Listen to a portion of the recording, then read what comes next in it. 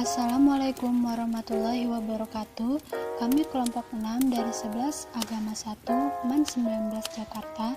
Kali ini kami akan membahas PowerPoint tentang sistem dinamika demokrasi Pancasila. Sebelumnya, perkenalkan, nama saya Deana Alia Nabila. Saya Najha Anila Nuhunur. Dan saya Sela Muiwah. Sistem dan dinamika demokrasi Pancasila. Yang pertama ada A. Hakikat demokrasi. 1. Pengertian demokrasi.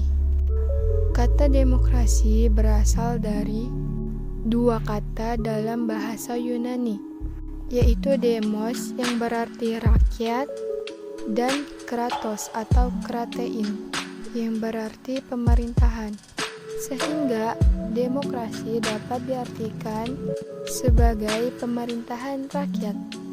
Yang kedua, klasifikasi demokrasi. A. Berdasarkan titik beratnya perhatiannya. 1. Demokrasi formal, yaitu suatu demokrasi yang menjunjung tinggi persamaan dalam bidang politik tanpa disertai upaya untuk mengurangi atau menghilangkan kesenjangan dalam bidang ekonomi. Yang kedua, demokrasi material, yaitu demokrasi yang dititik beratkan pada upaya menghilangkan perbedaan dalam bidang ekonomi. Yang ketiga, demokrasi gabungan, yaitu bentuk demokrasi yang mengambil kebaikan serta membuang keburukan dari bentuk demokrasi formal dan material. Yang B. Berdasarkan ideologi. 1. Demokrasi konstitusional atau demokrasi liberal, yaitu demokrasi yang didasarkan pada kebebasan atau individualisme. Yang kedua, demokrasi rakyat atau demokrasi proletar, yaitu demokrasi yang didasarkan pada paham Marxisme komunisme. Yang C. Berdasarkan proses penyaluran kehendak rakyat. 1. Demokrasi langsung, yaitu paham demokrasi yang mengikutsertakan setiap warga negaranya dalam permusyawaratan untuk menentukan kebijaksanaan umum negara atau undang-undang secara langsung. Yang kedua, demokrasi tidak langsung, yaitu paham demokrasi yang dilaksanakan melalui sistem perwakilan. B. Dinamika penerapan demokrasi Pancasila. 1. Prinsip-prinsip demokrasi di Indonesia. Ahmad Sanusi mengutarakan 10 pilar demokrasi konstitusional Indonesia menurut Pancasila dan Undang-Undang Dasar Negara Republik Indonesia tahun 1945. A. Demokrasi yang berketuhanan yang Maha Esa. B. Demokrasi dengan kecerdasan. C. Demokrasi yang berkedaulatan rakyat. D. Demokrasi dengan rule of law. E. Demokrasi dengan pemisahan kekuasaan negara. F. Demokrasi dengan hak asasi manusia. G.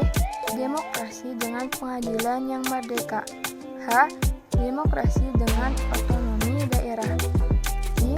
Demokrasi dengan kemakmuran. Yang terakhir, J. Demokrasi yang berkeadilan sosial. C. Membangun kehidupan yang demokratis di Indonesia. 1. Pentingnya kehidupan yang demokratis. Pada hakikatnya, sebuah negara dapat disebut sebagai negara yang demokratis apabila di dalam pemerintahan tersebut rakyat memiliki A. Persamaan kedudukan di muka hukum. B. Partisipasi dalam pembuatan keputusan. C. Distribusi pendapat secara adil. Serta D. Kebebasan yang bertanggung jawab. 2. perilaku yang mendukung tegaknya nilai-nilai demokrasi. Contohnya dalam kehidupan sehari-hari yaitu A. Membiasakan diri untuk berbuat sesuai dengan aturan main hukum yang berlaku. B. Membiasakan diri untuk bertindak demokratis dalam segala hal. C. Membiasakan diri untuk menyelesaikan persoalan dengan musyawarah. D. Membiasakan diri untuk mengadakan perubahan secara damai, tidak dengan kekerasan. E. Membiasakan diri untuk memilih pemimpin melalui cara-cara yang demokratis.